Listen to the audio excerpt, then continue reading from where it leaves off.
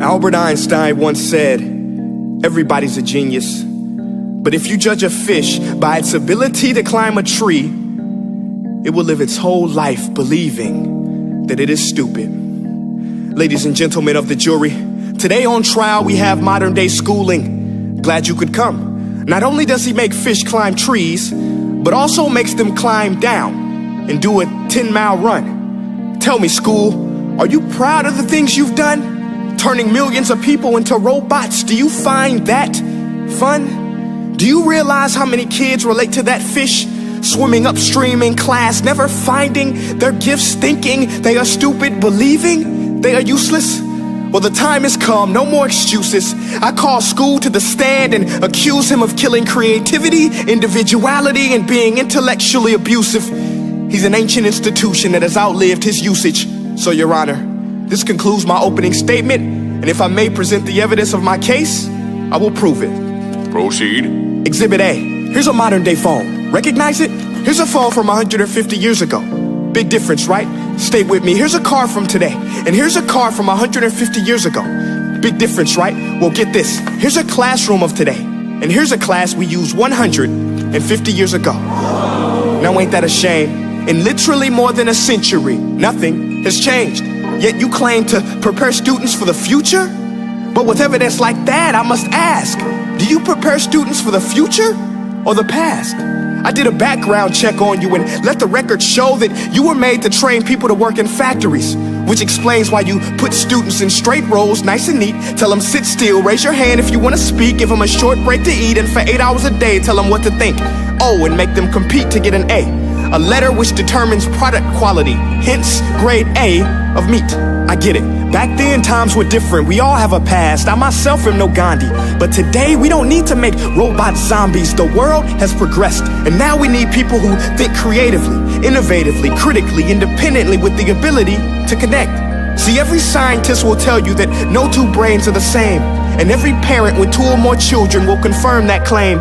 So please explain why you treat students like cookie cutter frames or snapback hats, giving them this one-size-fits-all crap. Watch your language. Sorry, Your Honor, but if a doctor prescribed the exact same medicine to all of his patients, the results will be tragic. So many people would get sick, yet when it comes to school, this is exactly what happens, this educational malpractice, where one teacher stands in front of 20 kids, each one having different strengths, different needs, different gifts, different dreams, and you teach the same thing the same way?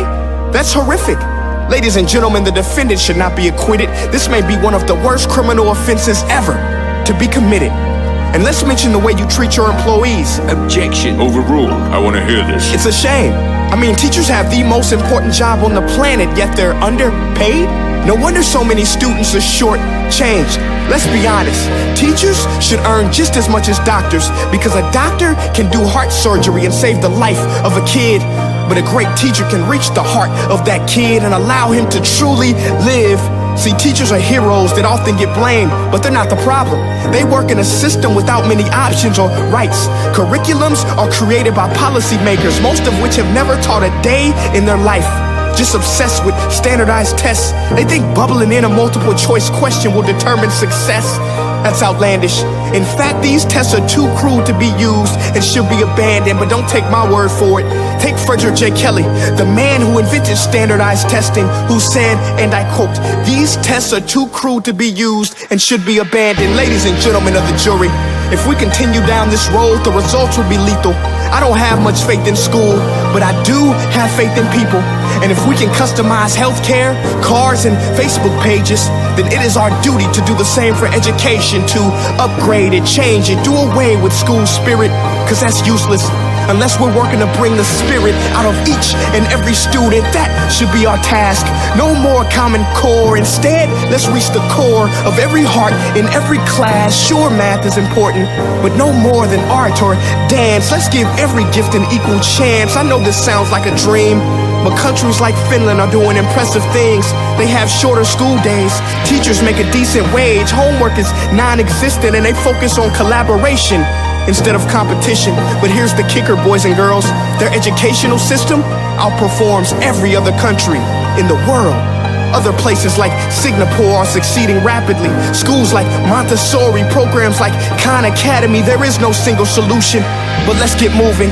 Because while students may be 20% of our population, they are 100% of our future. So let's attend to their dreams, and there's no telling what we can achieve. This is a world in which I believe, a world where fish are no longer forced to climb trees. I'll rest my case.